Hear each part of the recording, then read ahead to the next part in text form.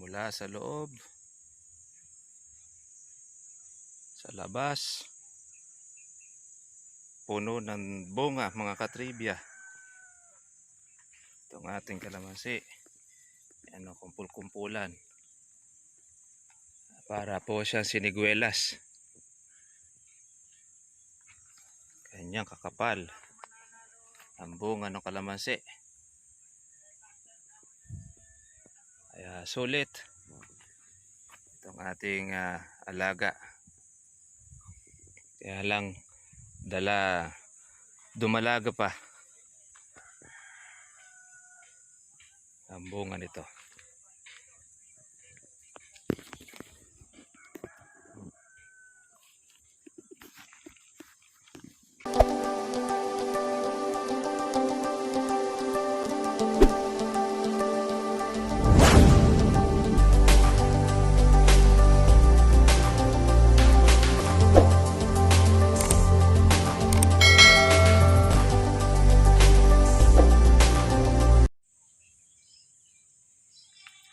Ito na mga ka-farmers po ang size ng ating kalamansi sa ating 2 taong gulang. Ayan. Ang size po niya 2 at 3. Konti na lang mga ka-farmers. Ayan o, ganyan po karami. Sarap ang pitasin ito mga ka-farmers. Ating batang kalamansi. Good morning po sa lahat mga katribya. Magandang araw, magandang hapon, magandang gabi. Anumang oras pa dumating po ang ating pong vlog po sa inyong lugar. Sana ay kayo po ay nasa mabuting kalagayan. Ngayon ay ito, pinasyalan po natin yung pong ating kalamansi. Yung ating batang kalamansi mga ka-farmers. Ano na po yung kanya pong size. Yan. Mga first week ng July tayo po ay makakapitas niyan dito. Mababawasan na po natin yung ating kalamansi. Ayan o, 2 at 3 pa lang po yung size nya. Ayan, maliliit pa, pero ganun pa man ay binabantayan na po ito ng ating pong kasama. Obligado kasi itong mga farmers pabantayan, lalo na't hindi po biro ang puhunan ng ating kalamansi. Tingnan nyo po ito mga ka-farmers. Naghalos nagpuro bunga na.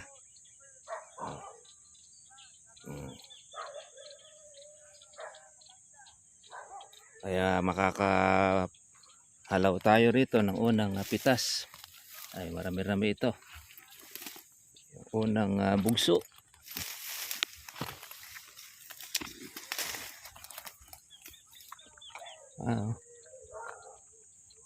Ito yung unang nagbulaklak, kaya meron tayong mga pang-uno pero hindi pa naman siya ganun karami. Yan yung ating nasangal na kalamansi, nasanga, hindi nakayanan.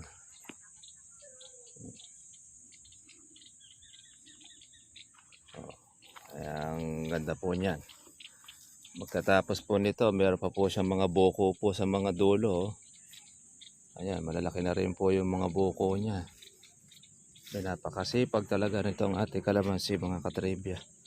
Ayan o, nakayok-kayok na. Mga 10 araw. Pwede na itong umpisahan, mauluhan ng pagpitas. Ito, kailangan ito tanggalin ito. Dagdag itong bigat sa daladala ng kalamansi.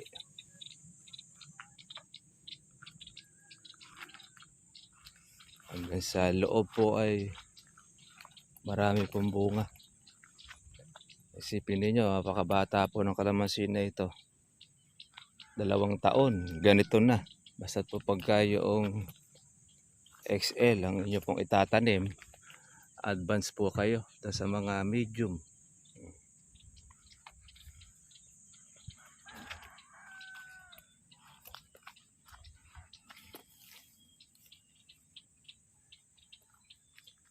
Nakababa na siya. Oh, meron tayong kuwan nakalaylay akala mo siya mga ka-farmers po ubas. Batang bata pa. Murang mura. Tawag po sa amin ng ganitong size ay dumalaga.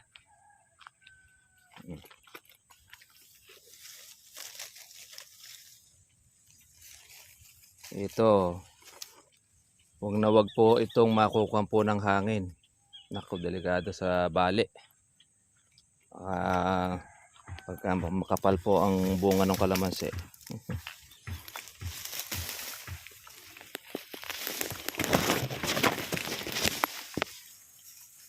Yan, ingat lang dun sa pagtatanggal ng baging para hindi po makalis. Ito, natuluyan na bumigay sa kapal ng bunga.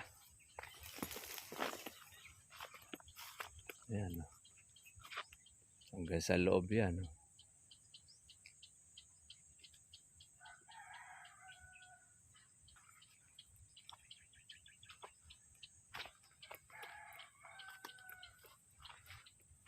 Yung mga tulongges, yung ganitong size, pinapatulan na, pinipitik.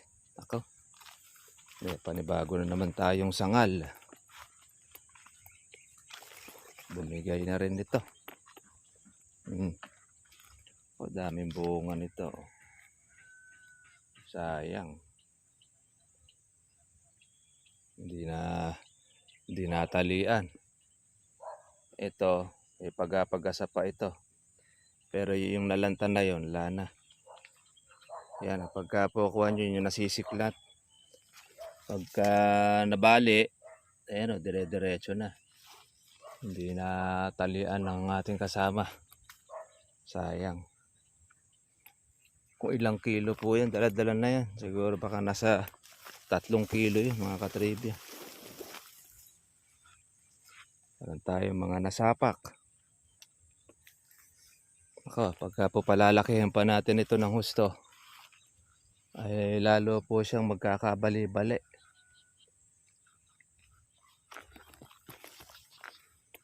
Ayan, no.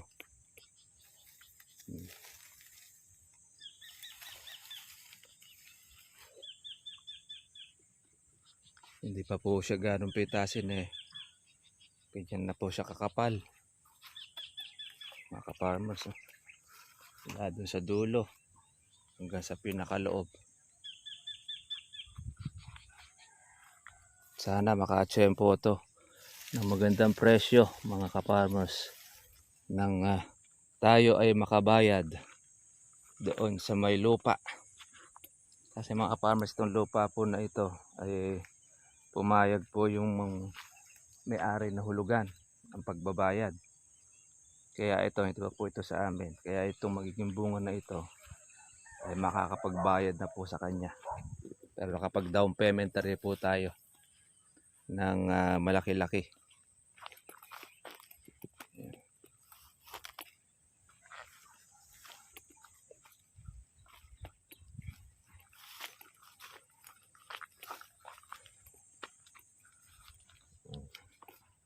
Ay, may pailan-ilan lang po tayo ng mga puno. Ito, laki ng kuha niya. Kabalot, kaya di natin po pwedeng hatakin ito. Makukuha po yung bunga, mapapalis. Ayan, dagdag pabigat pa ito sa kalamansi. Pero kaya naman yan, pampakapit.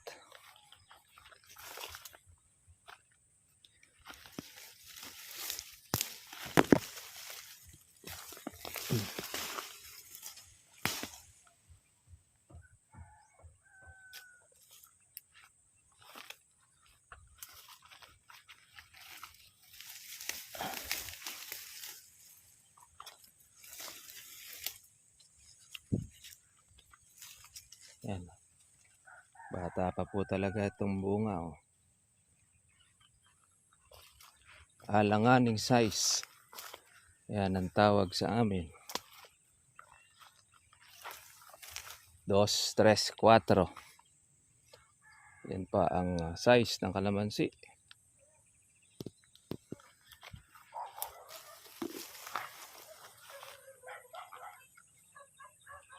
Sana ay maganda ang presyo nito. Bunga na ito ng ating mahal na kurodo. Yung alaga niya. Yung time na 150, 140 ang kurodo. Ayan, nagpapatubig tayo dito.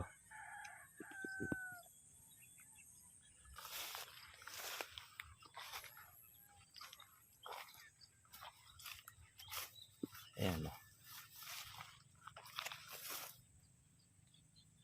May pailan-ilan pong mga uno. Pero malaki pa po ilalaki nito mga katribya.